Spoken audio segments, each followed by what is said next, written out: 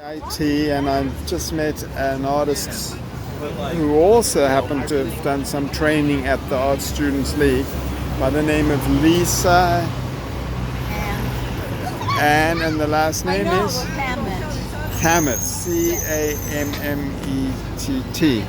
It's very critical to know your full name because that's important as an artist. I first heard that Michelangelo was the first artist to start signing his name. Is that right? Yeah, towards the end of his life. Prior to that, artist didn't know that. At that time, the question of plagiarism wouldn't be relevant because artists all worked on pieces together. Yeah. But now, if you leave something unsigned, you need to be concerned that somebody else will sign it. Yeah. So, what type of an artist are you? Would you describe yourself? Mostly traditional figurative, as this work shows. I have done some expressionist art and some abstract paintings. Yeah. What happened is that after a couple of years of very intensive training in the figurative tradition, when I was in my late 20s, I went through a sort of breakout period where I was tired of drawing the model with a terracotta charcoal stick according to the strictest rules of anatomy. And I got to the point where I had reached a sort of a pinnacle with doing that, and I had good feelings about it, but at a certain point I experienced it as a little bit redundant, which can happen when you're doing traditional work. And I remember the night when I went into my class at the League where there was a model and some people had their pads and their terracotta charcoal pencil, and I said, no. And I went to the art store on the first floor of the Art Students League, and I got about 6 or 8 tubes of gouache.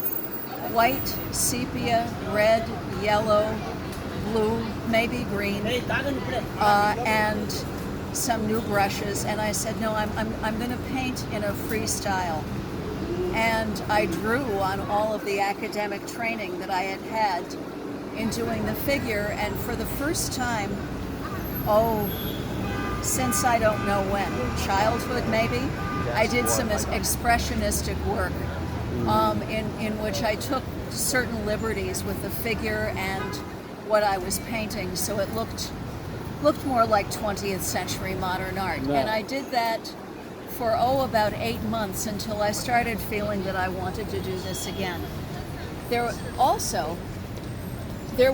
have been a few periods of time in my life when I did abstract painting, but I didn't realize why until afterwards. I wonder how many traditional artists have ever had this experience.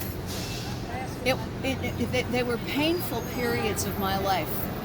And I figured out that the reason I wanted to do abstract painting is that at that moment in time when I sort of felt like closing in on myself because I was in some emotional pain, creating a world of my own imagination was easier or better than looking at the world around me and relating to it the way this does. So the times when I did abstract painting usually were times of sort of distress, periods of going through transition, emotional pain, and I didn't realize it at the time, but indeed the abstract work was reflective of the fact that I wanted to be in my own world and not to relate to the world around me as much.